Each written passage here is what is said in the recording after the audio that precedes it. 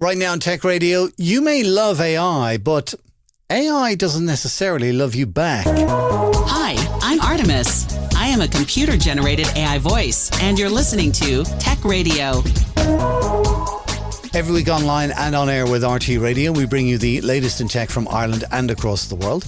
You're welcome to episode 1079, looking at the 7 biggest stories of the week, including Ireland's love affair with chatbots.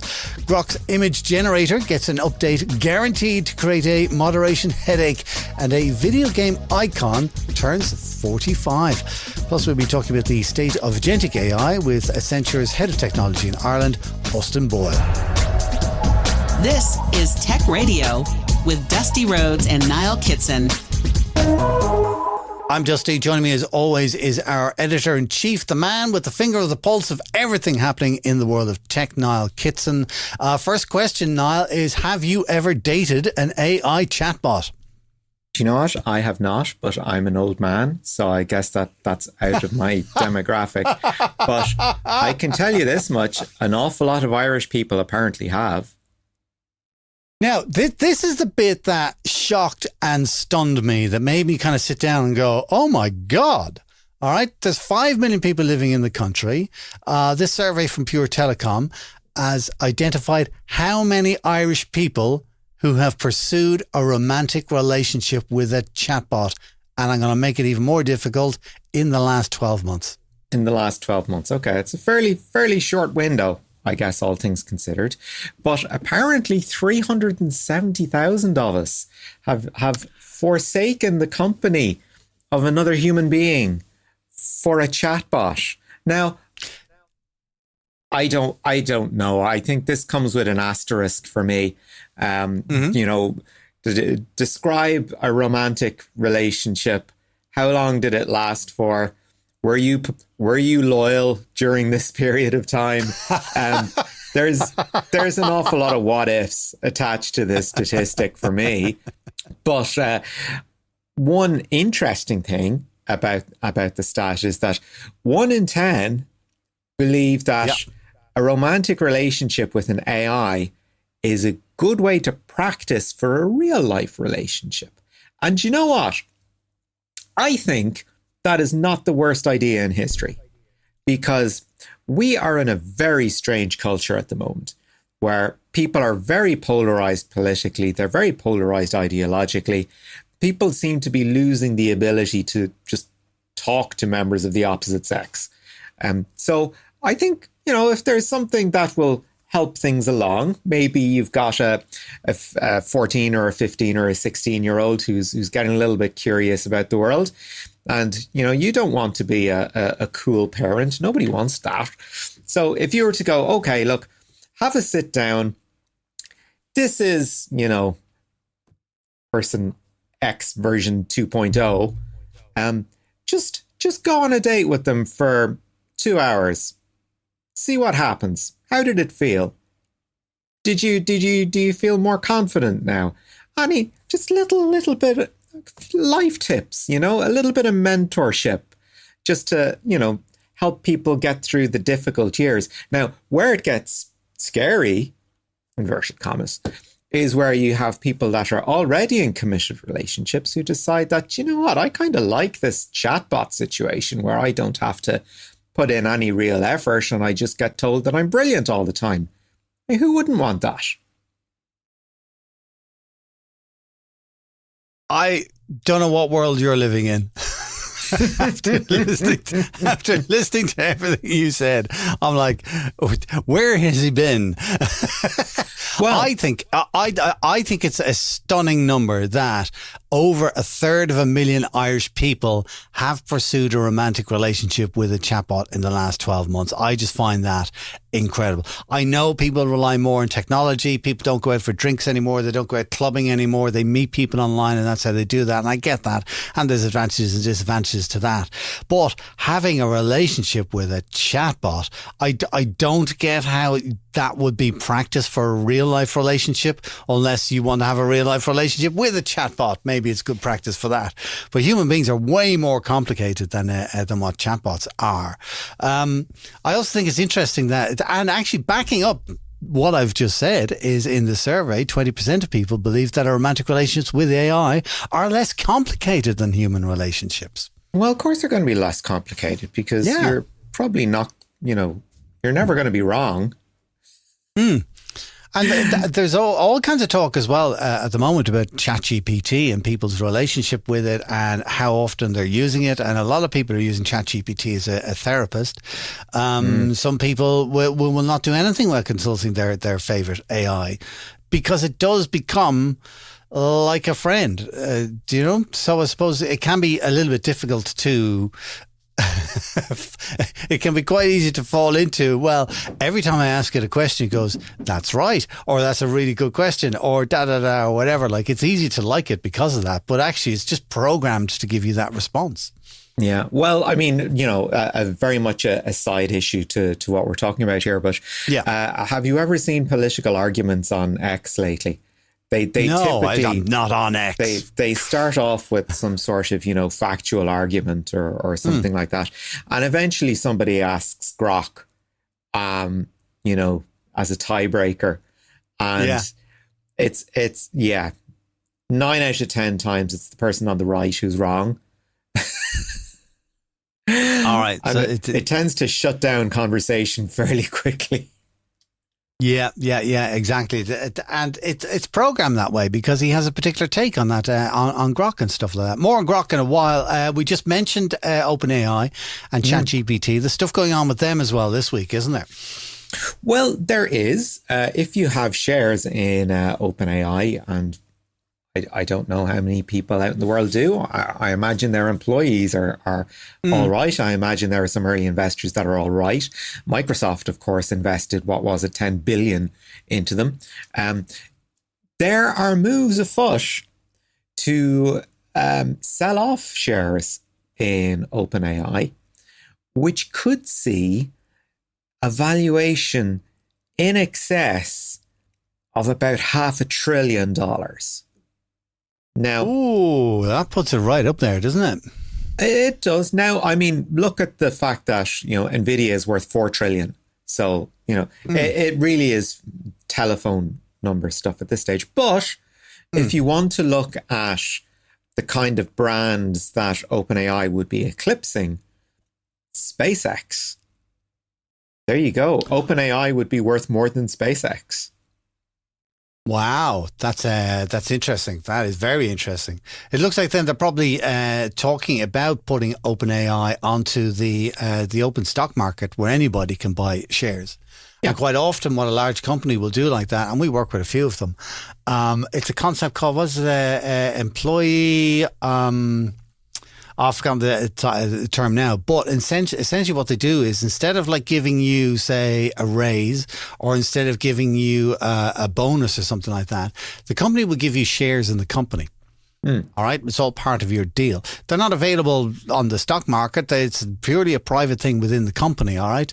But it does mean that you have a little bit of ownership in the company. So you get €100 worth of shares and you stay with the company for 3 years. Those €100 shares could be worth 200 within 3 years, or you get €100 and be worth 1,000. Well, that's it. You get €100 worth of shares in year one, and by the time you're ready to cash out in year 4, those shares could be worth an awful lot more. Exactly. So it sounds like they're doing that in OpenAI at the moment, where they're calculating the value of the shares that they're going to give to current and former employees. And based on that value, if they were to put it onto the open stock market, it'd be $500 billion. Yeah. I wonder then. Okay. Good money if you can get it. Oh man, I'll tell you, if you can get it. If you're working in OpenAI, that is one to take. And I'd be taking that. I'd be holding on to it until it goes onto the open stock market, and then I would sell as fast as I could. Okay, I'll cash in. What else have we got going on in the world? Daniel O'Connell. Yes, indeed. Huge part of Irish history. This week it's his 250th birthday celebrations. And the An Post have come out with a commemorative stamp. Okay, so that's all nice and good. Here's what's interesting, Niall, about that commemorative stamp for Daniel O'Connell. It's a painting of Mr. O'Connell going down through Dublin probably on O'Connell Street. I'm sure it was known as Sackville Street at the time. Sackville Street, yeah. He'd just done a 3-month stretch in prison for organising a monster meeting in Clontarf. So this is almost like a victory parade of him going down the main street in Dublin. And if you look very closely at the stamp, okay, you've got the Georgian type buildings at the side, all right, and then on the top of that you've got a chimney, as you would expect. And attached to the chimney, as you would expect, is a TV aerial. Now, the only problem is that Daniel O'Connell was walking down that road in 1850, long before television was even invented. So An Post have been accused of designing their stamps with AI. Oh. Now they've come back and they've said that they don't, that everything is commissioned, everything they do is commissioned. Possibly the artist who did it was using AI? Possibly. I don't think so. I don't know why. What do you think was happening? Do you think it was like a postmodern representation of the city? Well, that's what An Post are saying. You know, of course, we didn't use AI as a postmodern, and the fact the aerial was there was a sign of communication. The way Daniel O'Connell used communication and always looking forward to the future and new technology. Oh, come on! Yes, look, I think somebody just messed up. I think perhaps the artist was working off a photograph of buildings at the time and just didn't even think about the period and just added in a TV aerial. I don't know. I don't think it's AI, but I do think it's funny that they had a TV aerial and a stamp commemorating an event in Daniel O'Connell's life over 100 years before television first arrived in Ireland. Do you know what? Do you know what this is going to be in years to come? Do you remember that? Well, I mean, of course, you know that the American stamp with the plane that's upside down on it, and there was only like yeah, there you go. Tremendously valuable artifact. Indeed, there's a record in RTE. I can't remember what it's one of the first actual records published by U2, and it's on the CBS label from what I remember. I haven't been down in the Sound Library in a while, but there's a misprint on the actual label. Ooh. I can't remember what the actual thing is, but it's worth like hundreds of euro just because of that. You know, it was the first run misprint, somebody made a mistake or whatever, like, you know. Anyways, there you go. I just thought that was kind of funny that An Post would do that, and that people are blaming AI. Listen, speaking of things that are wrong, let's get into generating deep fakes and our old friend Grok. Grok does it again, yeah. Whenever Grok is left to do something, it never ends well. Whether it's fact checking people on the right, I'm gonna put that one under not ending well because of arguments invariably started by people on the right. To calling itself Mecha Hitler, as you remember a couple of weeks ago, and revealing its anti-Semitic side. Now we have a new image generator in Grok, which everybody said was, absolutely fantastic. And we noticed that it has a couple of different modes to it. Different modes. Right? I love that, yes. If you want to, create an image, of course, you put in your prompts and all that sort of thing. But what kind of image would you want? Like, and where's the limit in these things? What should you decide you want to prepare or not prepare? For example, if you are maybe putting together an ad using Grok, you want to make sure that it's it's pretty G-rated, whatever image you get back. But there is a setting on it where you can call your image spicy. You can categorize it as spicy. And this comes from romance novels, I think, that particular term. So I have noticed anyway. And they messed with the wrong person. They messed with the wrong person when it comes to the entertainment industry. You don't mess with Taylor Swift. You don't mess with the Swifties. It's just, you don't do it. So hang on. Taylor Swift, spicy, what has it done? So what happened was that somebody put in a prompt for Taylor Swift at Coachella, which is the very trendy music festival out in the desert of the States, in the company of young men. And somebody set this to spicy, and in no time at all, you were getting images of Miss Swift in various states of undress. We'll put it that way, put it mildly. Yeah, so spicy equals sexy, or not sexy, as the case may be. As in, we'll get you into trouble in work. Yeah. Call it that. Not safe for work. Very not safe for work. Yeah. So in the States, they have the Take It Down Act. It's coming into effect next year, which is exactly what it sounds like. So that's going to be an absolute content moderation headache for X, because as we know, Musk has decided that content moderation is for wimps, or rather content moderation is too expensive. You know, which one of those two? Which one it is? Yeah. It'd be more. It'd be like the guy in the Late Show in the States being taken off the air. Oh, Stephen Colbert. Colbert. Yeah. That was for no other. It's a financial reason. Yeah, that's it. Yeah, right.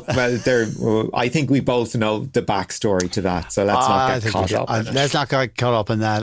Let me go with a serious story, a very serious story this week, which has appeared in the Guardian newspaper. And the reason why I say that, I picked it up in the Guardian newspaper, because they are not prone to elevating things or hyping things out of all recognition. They just pretty much will report on what they think is the news, without colouring it too much. An excellent standard of reporting. An excellent standard of reporting, yes, indeed. One of the more reliable publications in the United Kingdom.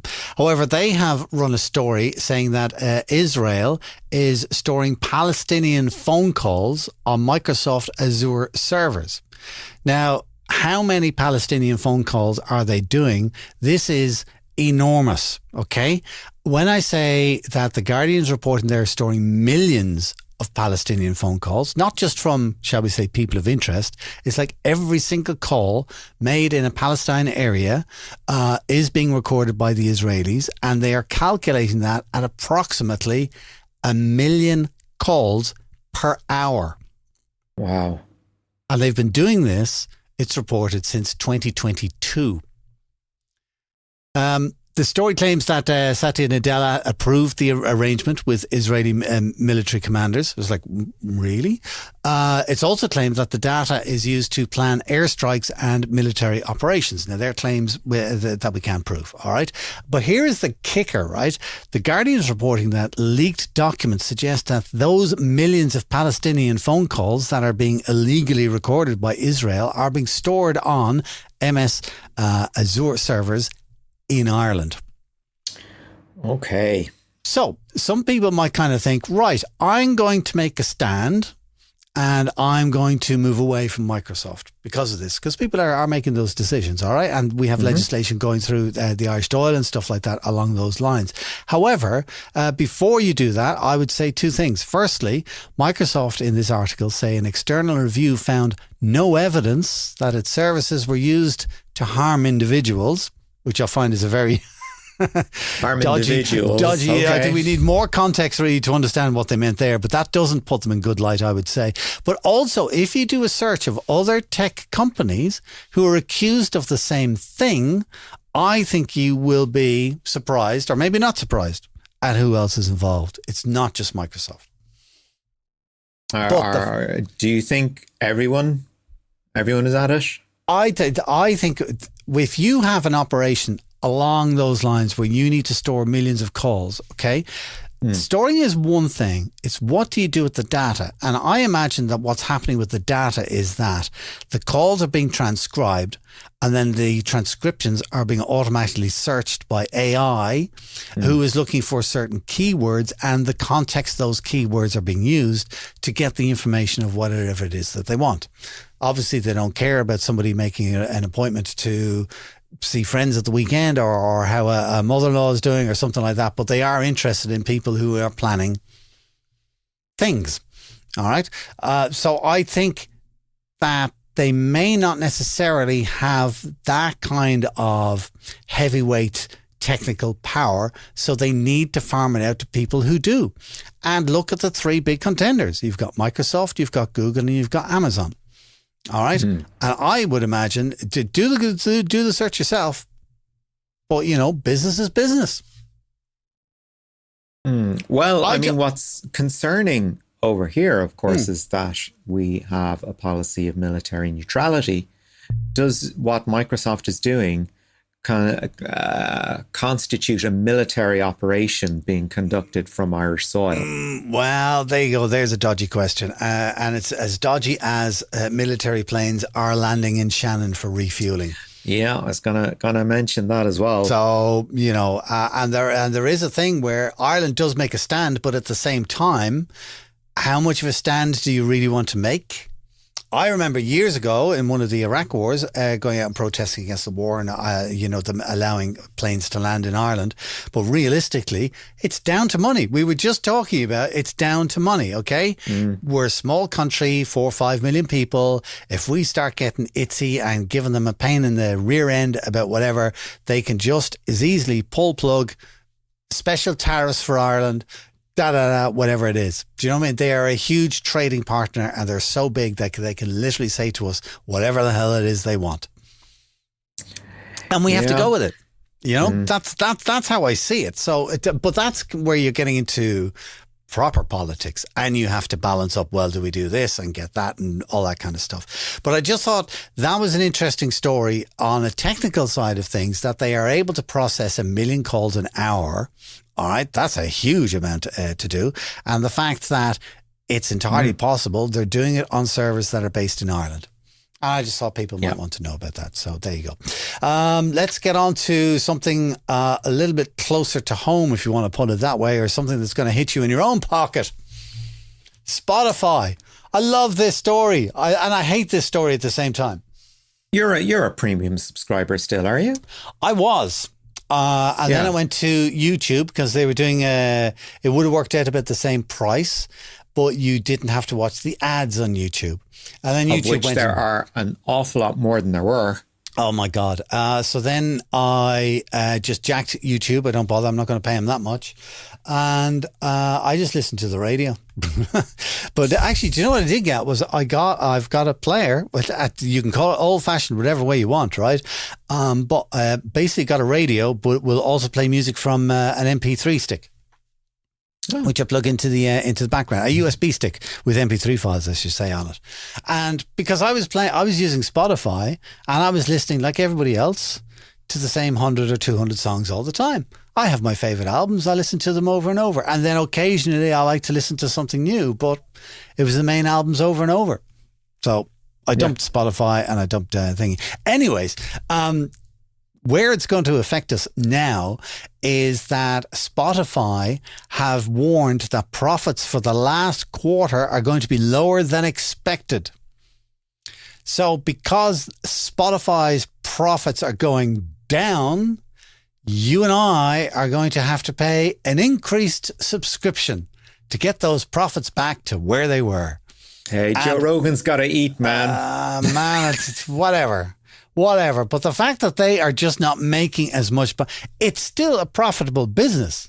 They're not losing money. It's still working very well. Everybody's happy. But the fact that they're not making a profit means you and I are going to have to pay an extra euro every single month from September for our subscription. And it's like, And do you know what they're going to call it? You get the email and it'll say, to help improve our service and to help, the wide range of services that we offer, yada, yada, yada. The one that really bugs me is audiobooks. I don't listen to audiobooks. Right? Yeah, well, do you know what bugs me? What? Go on. The amount of AI slop that's on Spotify. Wow, there's a whole load of it. Yeah. Yeah. If you want to convince me to subscribe to your premium tier, do something about the slop first, and then you've made an argument for yourself. Well, there you go. And there is somebody showed me the other day on Spotify. It was a band, can't remember the name of them, but the band has their first album and it's all entirely AI generated. And then also 11 Labs, who do a lot of AI voice generation, have also now added music generation into their service as well. And it's meant to be pretty good. I have a bit of a day tomorrow to sit down and play with things, and that's on my list to have a look with as well. So, I don't know. You're still Spotify's premium subscriber, are you? No.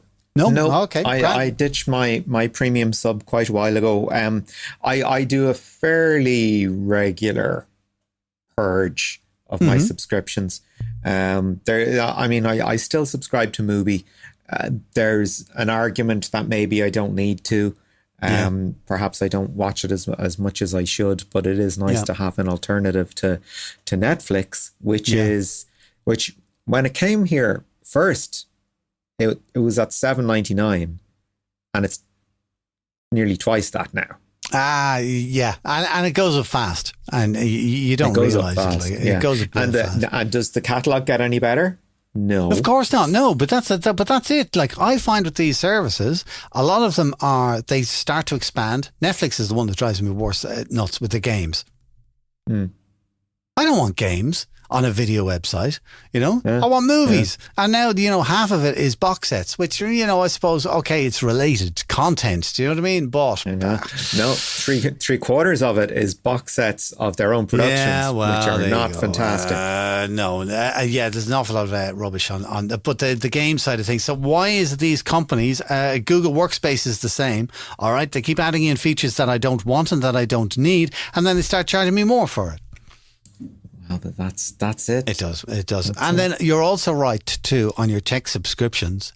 You're right to do a purge on that regularly. I had one where I had signed up for Pure VPN, and it was like they do offers all the time. So it was like a 4-year offer or something like that.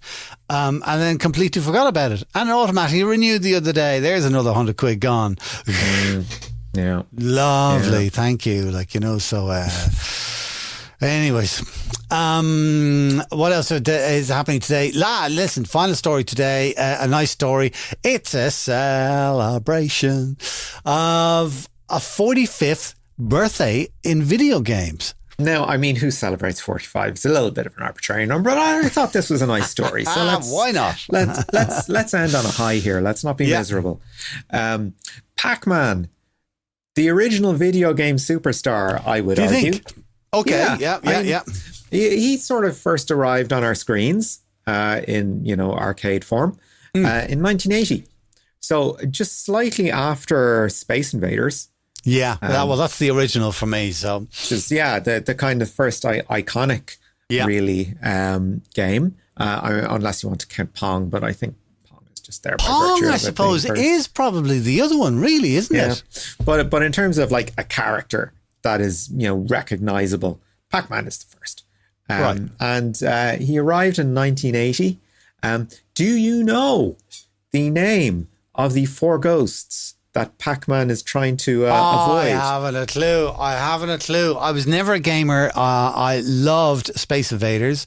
And I did play Pac-Man a bit, but I just preferred Space Invaders.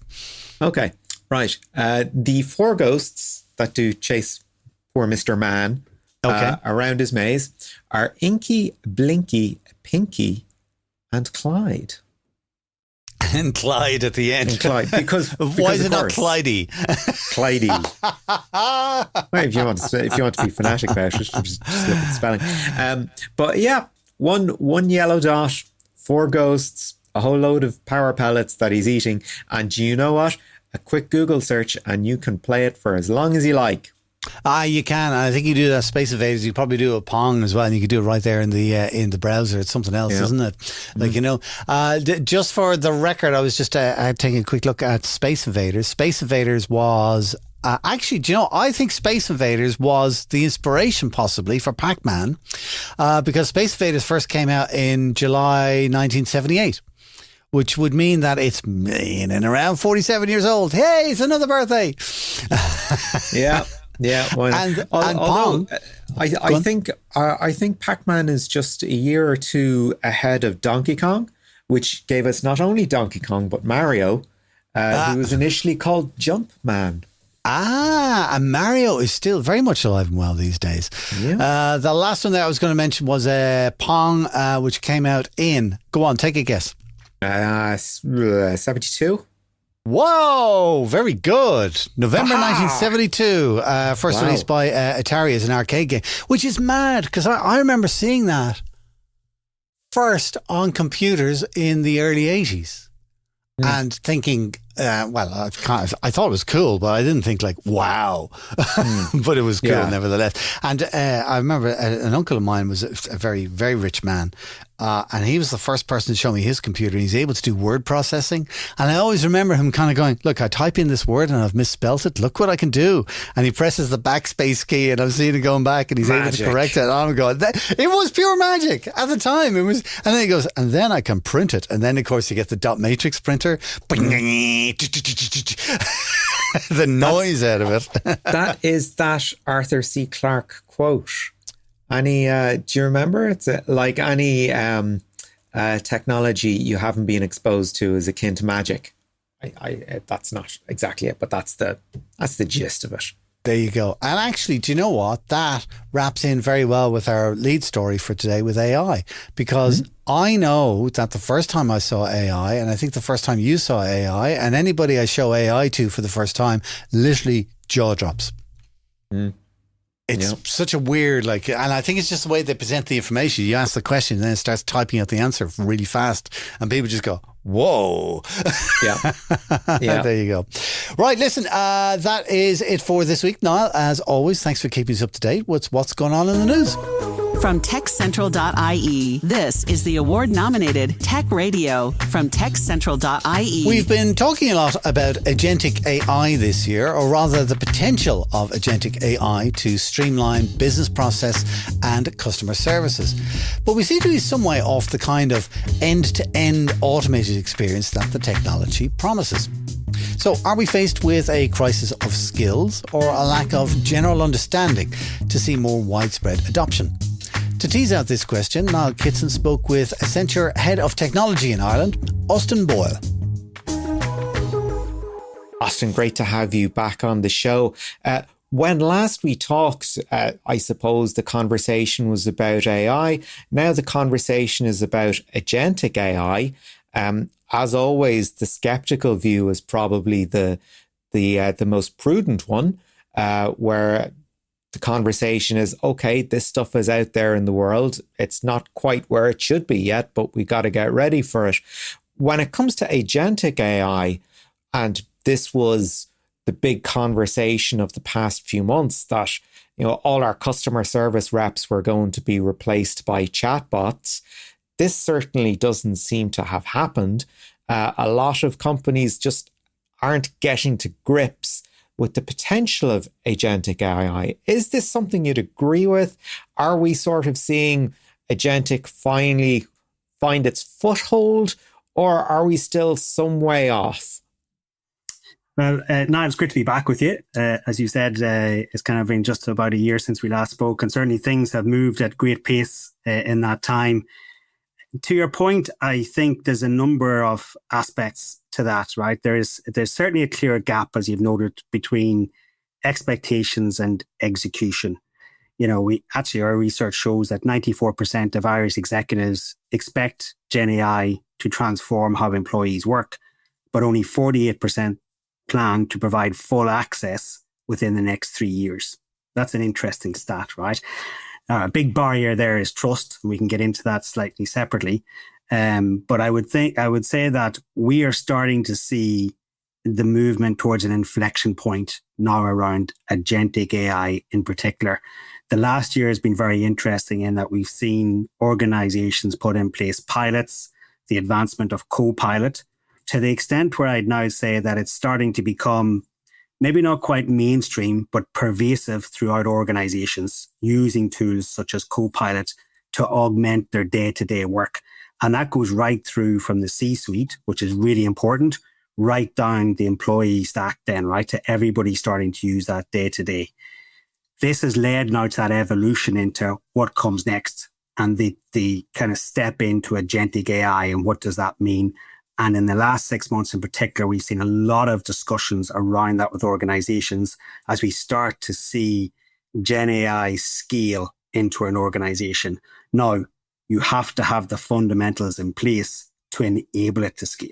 So I think that's part of a barrier that we're seeing in organizations, is that there's perhaps a willingness and a want to do it, but having the organization ready to do it from a technical standpoint, but also from a legislative and a guardrail perspective as well, to have the right controls in place to enable that is absolutely key. And without clear communication, governance, employee involvement, organizations risk hesitation and underutilization, actually.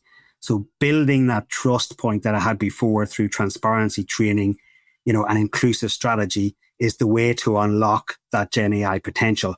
But you need to have the fundamental technical building blocks in place to put the technology there so that you can build the capability then to deliver on the Gen AI promise, shall we say.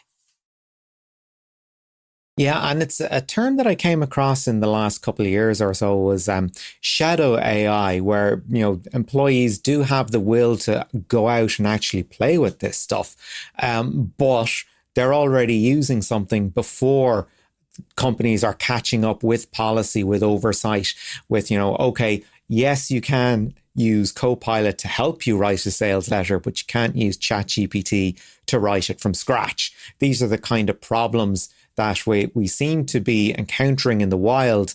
Is this your experience as well?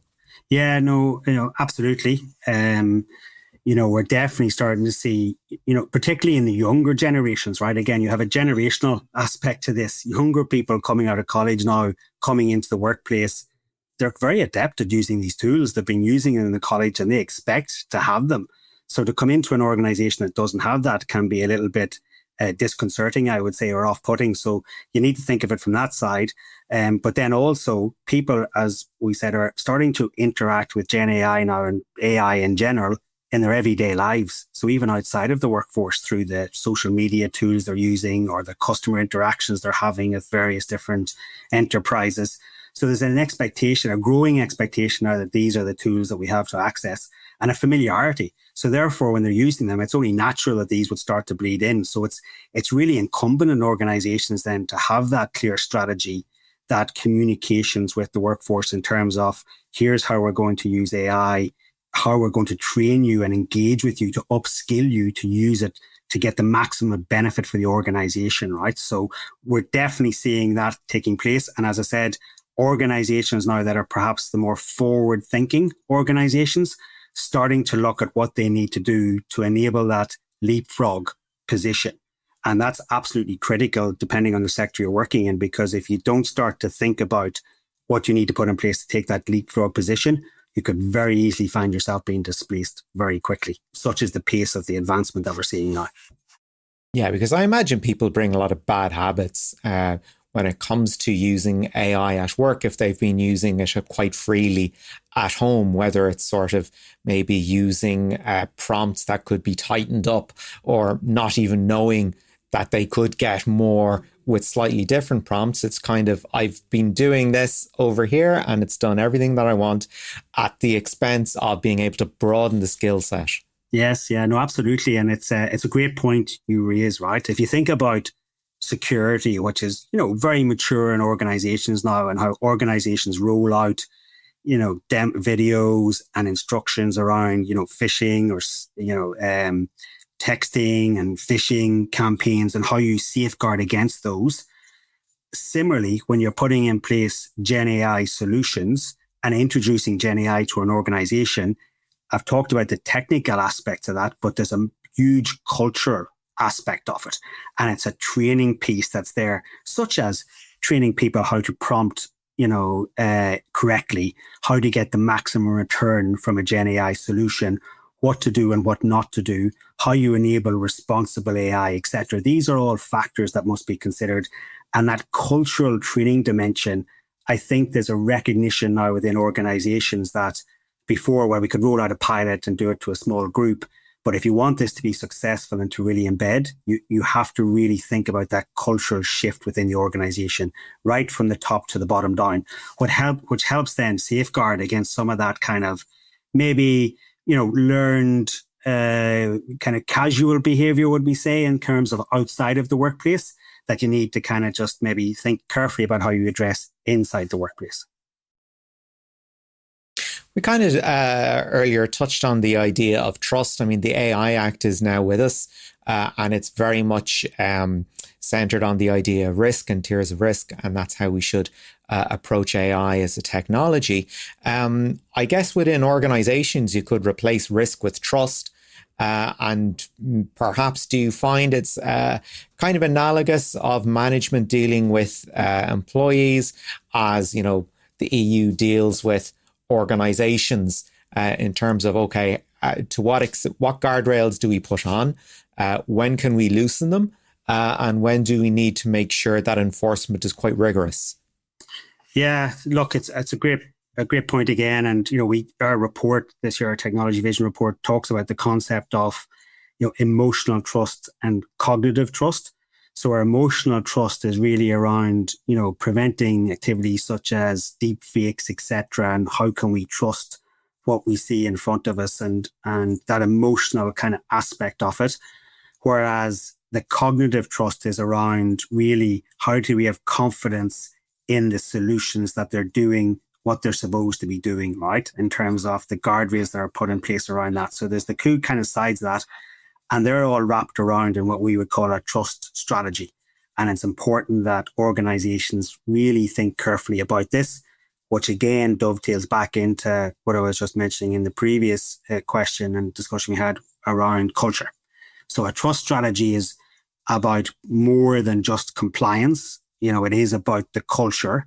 It starts with clear communication of your AI vision and policies, ensuring employees understand how AI will be used and how it impacts their roles. You know, that's really important, how it impacts their roles in particular. It also means investing in training, as we talked about prompt engineering, for example, so teams feel confident and capable, right? It's about bringing people and with you on the journey that we're going through as Gen AI becomes more embedded in the organization. And critically, it involves embedding ethical principles like transparency, fairness, and accountability into every AI deployment. So in Ireland, this is especially important given that, you know, 84% of executives here versus 77% globally believe AI's full potential depends on a foundation of trust. One of the things that I've noticed come out of, you know, various studies is that projects, they're still flopping despite all this wealth of information out there, this supposed wealth of expertise. We're still seeing, particularly on agentic AI projects, they're still not coming to fruition on the level you would imagine.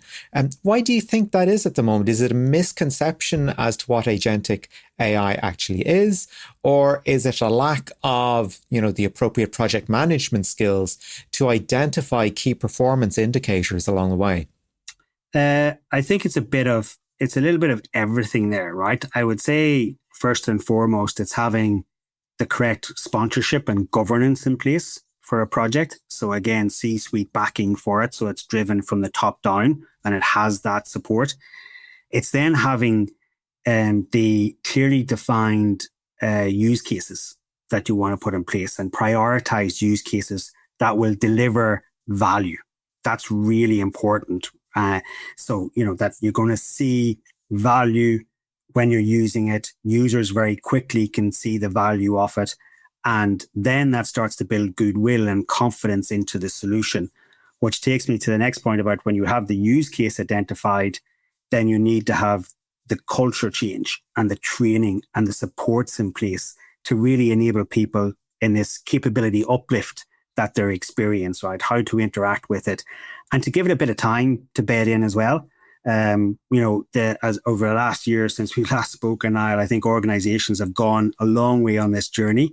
And as you have said, have had many kind of different experiences, ups and downs in terms of using the technology, but have realized that you do need to invest in it. You need to have the right framework in place from a technology, let's call it scaffolding perspective. So be that, you know, cloud native and data and all the good things you need there to enable a Gen AI solution, but that you can't overlook, you know, some of the fundamentals of just good project delivery, but the culture change aspect of it being really important, that you support people as they go through this technology upskilling now and learn to use the technology in the right way to get the benefit back.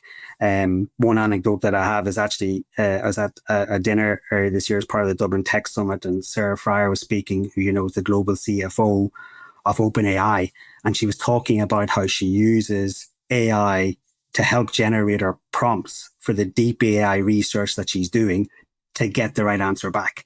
Now that's powerful, right? Where you're putting in a prompt to say, give me actually the prompt based on this that will actually even give me a better answer back. Right? That type of learning and that type of ways of working and that culture change is absolutely central to the success of any Gen AI solution. That's absolutely fascinating. The previous paradigm for using AI was as an aid to decision making.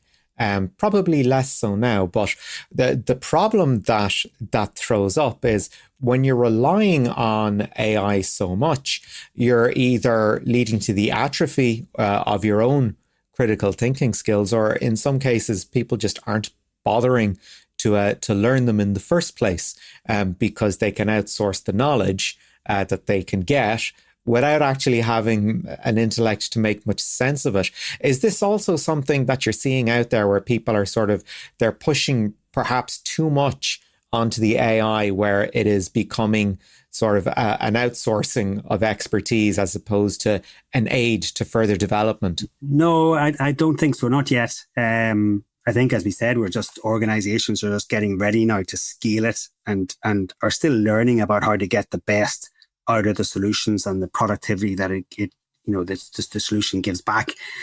I think that it's critical, as we said, in terms of how you use the Gen AI solutions to enable the tasks that we are probably the lower end tasks, if that's the right way of doing it, which rather than replacing activities gives us more time to focus on that higher value side of things. And that's where you can get that productivity uplift from Gen AI, that a lot of the kind of routine or mundane activities that we have can be taken away to enable us to have more time to think about, the more cognitive capabilities we have, or creative side that we have as humans that works. And I see the book in the background there, Human Plus Machine, right?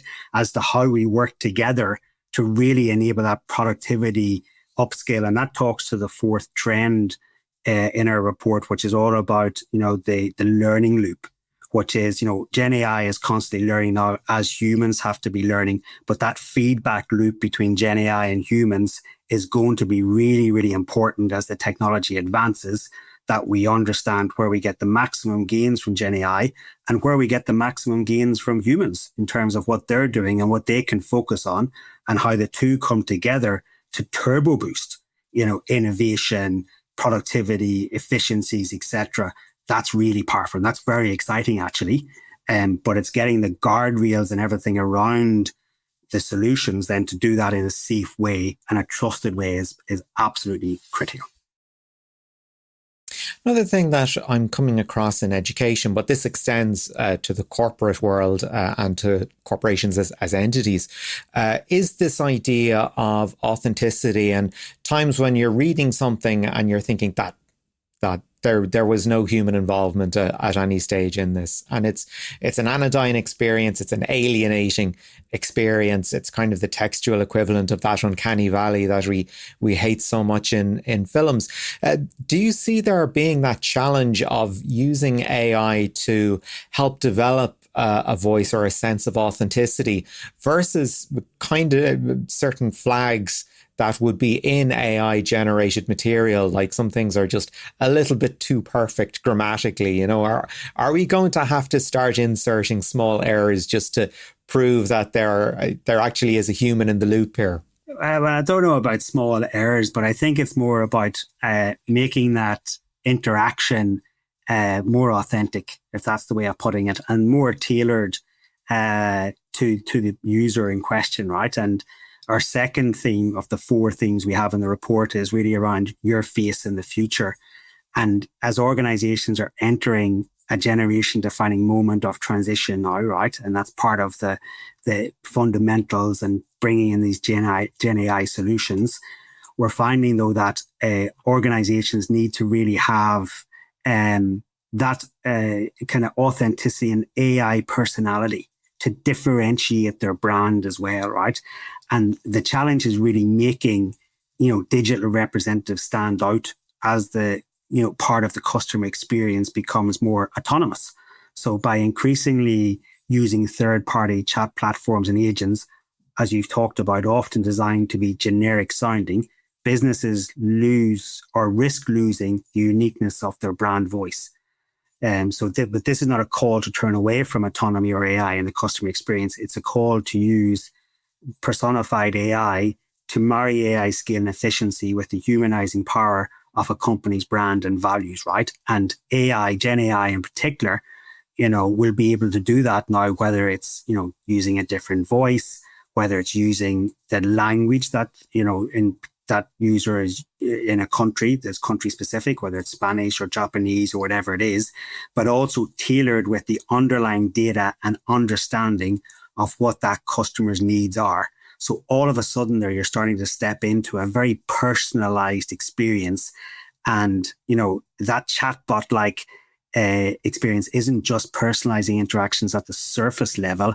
It's building the trusted relationships that autonomously and managing thousands of these conversations at once with multiple people and channels or whatever. But that trusted interaction that, I know I'm getting something that's relevant to me is in a way differentiated. And I wouldn't say that's putting in errors, but it's given that kind of, a unique and individualized interaction that makes the user feel at ease and feels trusted, and they know that the information is there, is not just generic that's been fed back to them, but is very relevant. That all builds then to kind of create confidence in the user and provide a kind of very unique brand for the organization in question in terms of what they do, and a real differentiator then, right? And a lot of that will be catered for by Gen AI. I think an interesting example of that working sort of in the real world, if you will, would be Grok on X, where you can ask it to specify, okay, to describe this or answer this question or verify this statement in the manner of a, insert fictional character. This is pretty much something that you think we'll be able to see with, we'll say Nike has a campaign with a particular style to it. It might be a bit edgy, or it might be tailored towards, particular customer segment. So we will probably be able to see that kind of segmentation when it comes to brand voice then as well. Definitely, no doubt about it. That's exactly where it's going to, right? And that's why it's really important that organizations have a real understanding of the foundational data that they can take in terms of, their obviously their products, but how that marries to the customer data and the trends that they're experiencing to really give a high value offering back to the customer then, right? And the ability to tailor that and put a different skin on it or a different voice on it, etc., will all be critical and all be possible, by the way, in the future, right? So whoever can crack that in terms of do that in the most relevant way for their customers will be taking a big leapfrog position. And that was Niall Kitson chatting with Accenture Head of Technology in Ireland, Austin Boyle. This is Tech Radio with Dusty Rhodes and Niall Kitson. That's it for our show this week. Do check out some more stories online, including... Yeah, first off, TikTok scraps its human moderation team in the Netherlands. Tesla is dealt a huge blow in the US courts over its self-driving technology. And Microsoft ditches its Chrome OS competitor. You'll find all those stories and more, of course, online at our website, techcentral.ie.